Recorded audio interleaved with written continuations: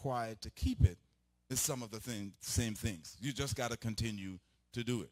And so one of the things that is there that helps to build a healthy relationship is trust. Now, sometimes when we talk about trust, we have all kinds of concepts. But the reality is that trust is a very fundamental part of a relationship. Very fundamental. And trust is built based on character. That's one of the things that builds trust, is character. It's you. It's how you are. It's what you do. It's the way you are. You cannot expect to get great things out of the relationship that you're in if you're going to, for instance, deceive your partner. I've heard some side conversations at the cooler, women talking about, oh boy, I told him, I went to get my hair done and I told him it was going to be $80. But the reality is it's only $40. So I got an extra $40 to do something else on my own. And some found that to be very humorous. It's very practical. It's very real. It's things that people do. But it's about your character. You see, because when you look to build trust in a relationship, which is somewhat foundational, you have to understand that your character is very important. So you work on you so that you could build the trust that's required in the relationship. Now, I pause here to say that I think we're going to have some questions at some point here before I wrap up. So I'm going to make this portion of it a little bit short, but you might have some thoughts as I'm talking, and you may want to ask a couple of questions to me that I'll be more than happy to answer once you're not asking me. I don't know. Anyway,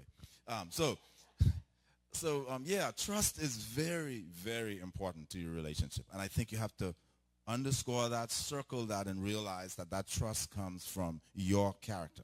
And you can build that trust by building yourself and by doing things that you need to do in order to make that more interesting and more trustworthy. Your mate or your partner must be able to trust you. And we do some very simple things that sometimes breeds or wreaks havoc on our relationships. And so it's very important that we build trust. Now, the second thing I wanted to point out is that in order for you to build and keep a healthy relationship, there has to be selflessness in your relationship. Selflessness. We know the scripture verse, and I think Janelle read it earlier in 1 Corinthians. So we like to refer to it as the love chapter. And it talks about the fact that love does not seek its own. And so that means there has to be an element of selflessness in the relationship in order to keep it healthy. I'll give you an example. Sometimes we find ourselves in a relationship where it could be that you've been married for 5 years. You could be married for 10 years. And maybe you decided that after a while, I want to go and pursue a different career. I want to do something different. I want to change my job. I want to, maybe look at something different that I've been wondering about all my career, and I now have a chance to do it. What selflessness does is it takes into consideration the person that you are with. Many times in the relationship, you just jump up and decide, hey, I just want to change careers, and I'm just going to do it. No thought given to how it's going to affect my mate. What is he going to do about his parents who may be sick? What is he going to do about the children? How are we going to manage the home? All of those things are things that are going to be impacted by your decision. But if you're selfish, you will push along to do that when really what you should be doing is now considering what your mate or the impact that that will have to your mate. His time. What is he going to be doing? Is he able to handle all of what's required around the home? Those kinds of things. So this whole concept of being selfless is also very important to keep it healthy. Then you also need to remain selfless.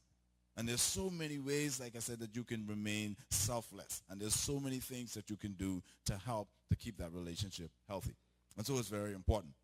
So if you find yourself in a situation where, let's say, you have a change or something's going on with you, it's very important that you provide your mate with that understanding so that you are considering the impact on him, the things that's going to occur to him as a result of your decision or the move that you're going to make.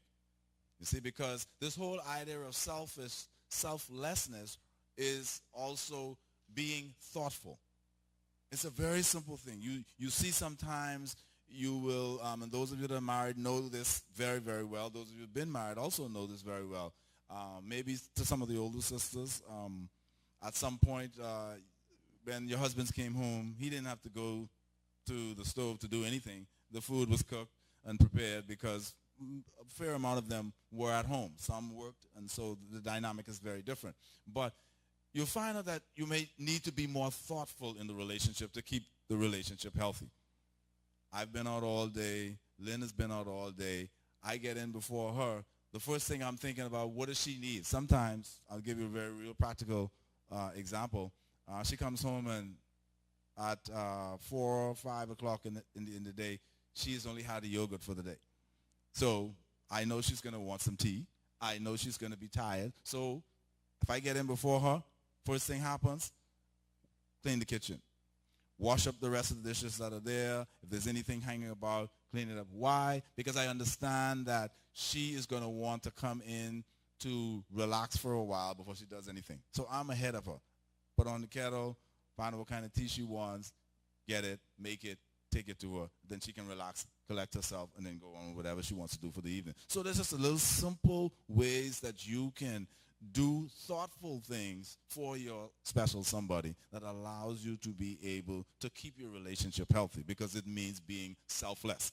Instead of thinking, oh, I'm tired, or I've also had a hard day, I'm going to shift it and put the focus on her and look at what she might need or what he might need in order to get on with what we need to do at the end of a hard day. And so that's just a simple example of some ways that we can help to keep our relationship healthy. But remember, we're talking about the power of love, and thoughtfulness is very powerful.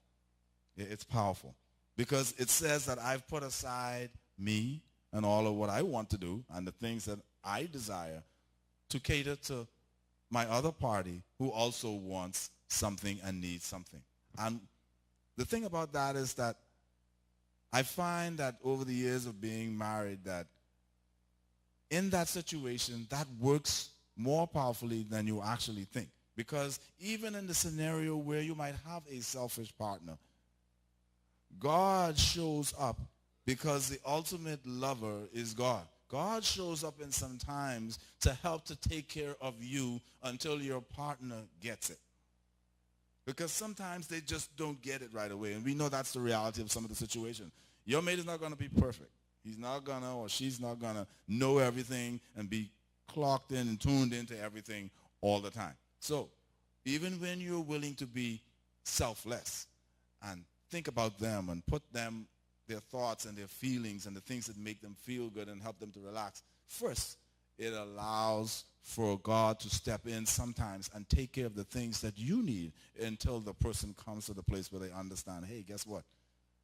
Ben did it for me 3 days in a row. That's not what I do for him. Maybe I need to change my game. Maybe I need to up my game and love him in return the same way. God has a way of making that come over. That's why we pray, because the things we do, we want them to have an impact on somebody. We want them to be effective. And so that's another way that we can do it. Third thing I want to mention in terms of keeping relationships healthy, and there's so many things you could talk about. You could talk about for days, but is the communication.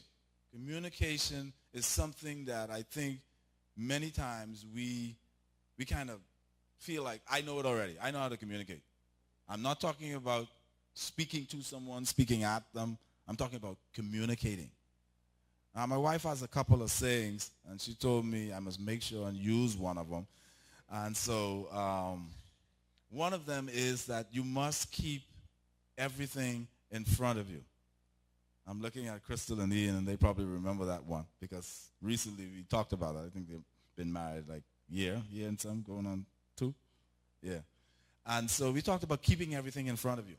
And it's very important in the relationship that you don't leave things that need to address for later. The reality is it never gets better. You say, I'll leave it and somehow it'll work itself out. Not necessarily. In many cases, that may be an issue that you need to communicate about. See, some people think that it's romantic to play the guessing game. Like, I've been with him for 10 years. He should know where I'm at. He should know. There are some things that you do know. If you've been with somebody for 10 years, you should know some things. But as you grow, you change. And as you change, your needs change. And so what happens then is that the things that you would have needed at, say, 30 years old, you don't need them at 40 years old. You don't need them at 50. And so the woman and the man, they're both going through changes. You need then to communicate. She needs to know what you're expecting, and you need to know what she's expecting. This is another one of my wife's quotes. All conflict comes from unmet needs. All conflict. If you find yourself fighting and fussing and not getting there, there is a need. No matter what it is, there is a need that's not being met. And that's the reason why you have the conflict. Maybe the person thought you should have done whatever. I use a case in point. Some women like guys to have flowers at their work. If there's no use you bringing it home and putting it on the table, it's nice. But what does she need? What does she need? She wants to have it at work. And so, you know what happened? You're going to bring it home. She'll be like, it's nice. And be like, I didn't really get the feeling that she enjoyed it or liked it. Maybe because the missing thing there might be communication. You see, if there's a need, you don't know what it is, there's an expectation that she has, you didn't meet it. And because you didn't meet it, there's going to eventually be a conflict. It might be then, or it may come up someplace later in something else. You didn't move the stuff off of the counter. It had nothing to do with the stuff on the counter. It had everything to do with the fact that she was expecting her flowers at work, and you brought them home. You got to know your person. Don't get caught in the scenario where you're always managing your mate based on someone else's idea of, or someone else, how they manage their mate. Because we do a lot of talking. Sometimes we talk and we say, I always bring him flowers at work. For me, not necessarily a flowers at work kind of guy.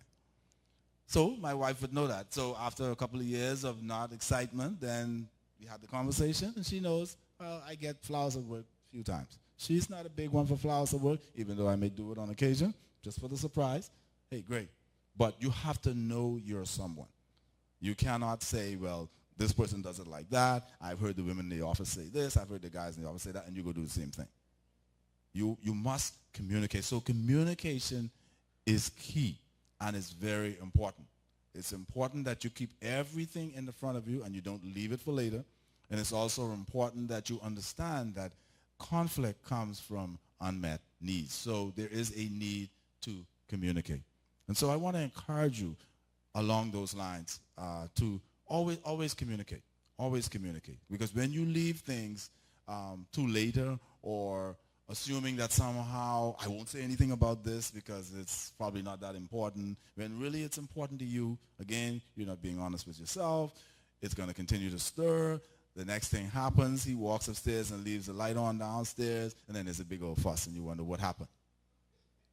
Communication needs to happen. So there, you cannot leave the stuff that is or needs to be addressed in the back of you, like we like to say. You need to bring it up front so you can talk about it. If you do not bring it up front to talk about it, it's going to evolve, or it's going to grow into something that will cause a conflict. Okay? So it's very important that you communicate. There's more that can be said. I'll wrap with this, and then I'll take some questions. Keep track of time there, Janelle. I don't want to code, but you could. Okay. I'll wrap with this.